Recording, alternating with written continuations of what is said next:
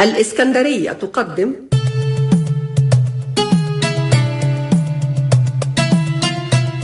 زي النهاردة.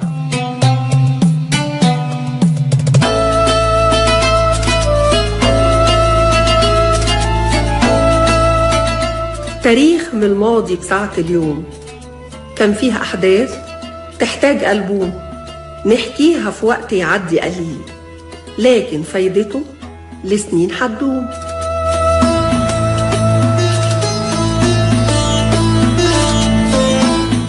زي النهاردة.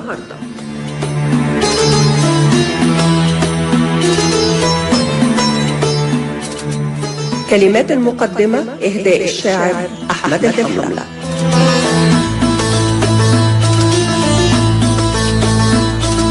زي النهاردة إبراهيم عبد العزيز، أماني أبو السعود.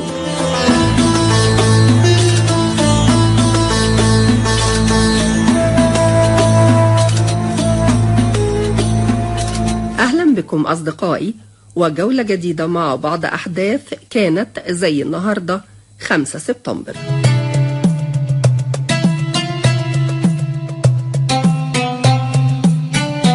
زي النهاردة من عام 1798 إعدام الثائر المصري محمد كريم على يد قائد الحملة الفرنسية نابليون بونابرت. ولد الزعيم محمد كريم في الإسكندرية بحي الأنفوشي قبل منتصف القرن الثامن عشر. نشأ يتيما في كفالة عمه الذي فتح له محلا صغيرا في الحي. كان دائم التردد على المساجد يتلقى فيها الدروس الدينية.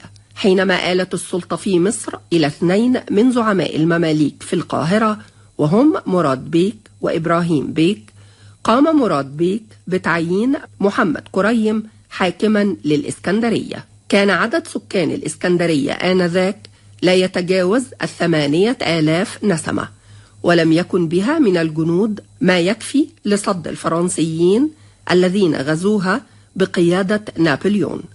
استقر رأي كريم على الدفاع بكل ما لديه من ذخيرة وعتاد، وقاد المقاومة الشعبية حتى بعد أن نجح الفرنسيون في اقتحام أسوار المدينة. اعتصم كريم ومعه فريق من الجنود حتى فرغت الذخيرة. تم أسر محمد كريم، ودخل نابليون المدينة وأعلن الأمان لأهلها، وأعجب بشجاعة كريم وأطلق سراحه وأبقاه حاكما على الإسكندرية.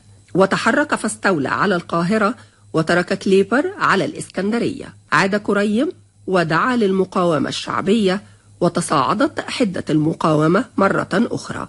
أمر كليبر بالقبض على كريم في يوليو من عام 1798. أرسل به إلى القاهرة التي وصلها يوم 12 أغسطس، ووجهت له تهمة التحريض على المقاومة وخيانة الجمهورية الفرنسية.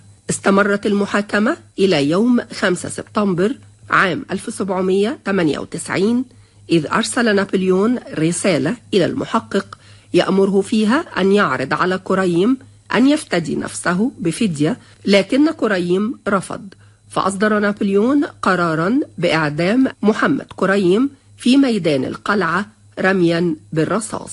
وتم الإعدام زي النهاردة عام 1798.